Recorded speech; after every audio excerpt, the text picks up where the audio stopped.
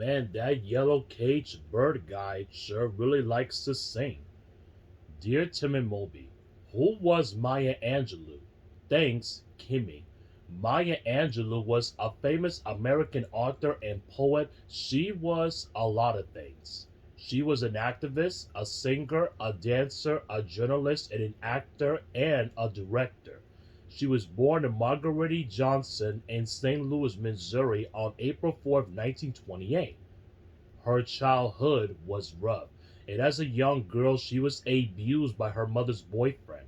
And for about 4 years, she wouldn't even speak to anyone except her brother.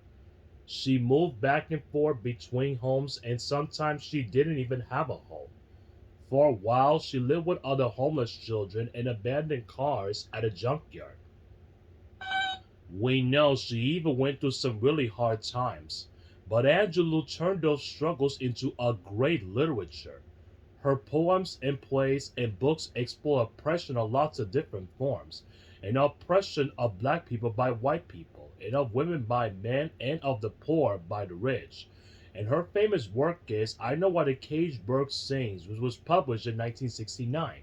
In it, she tells of a story of a young girl named Maya growing up in Arkansas in the 1930s. At the time, the South was segregated. African Americans had to shop at different stores, live in different parts of town, and even go to different schools.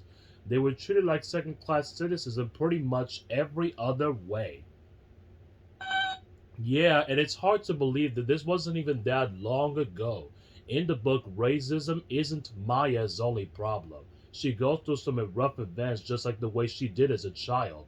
Her mother's boyfriend abuses her, and her mother abandons her.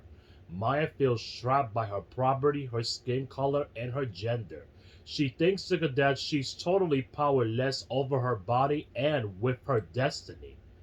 But over the course of the book, as she learns to assert herself to take control of her life. Well, the character Maya isn't exactly the younger version of Maya Angelou. The book is based on her childhood, but it's not a strict autobiography. That's a book where somebody writes their own life history. Instead, Maya combines fact and fiction in order to make her story more powerful.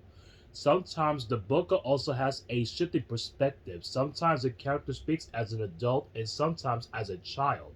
So when you read it, you get two different perspectives on the events of Maya's life. But the both versions of the narrator switch in and out of dialect, a way of speaking specific to a certain time and place. Maya uses the language to evoke the South of the 1930s. Yep, and it was praised by critics and became a huge bestseller. She followed it up with five more autobiographical novels that covered for the rest of her life, as well as several volumes of poetry. And a one called Give Me a Cold Drink of Water Before I Died was nominated for the prestigious Pulitzer Prize. Maya also had a film and career in television, film, writing screenplays, and directing films and appearing TV programs. She's been even nominated for Tommy and Academy Awards for acting.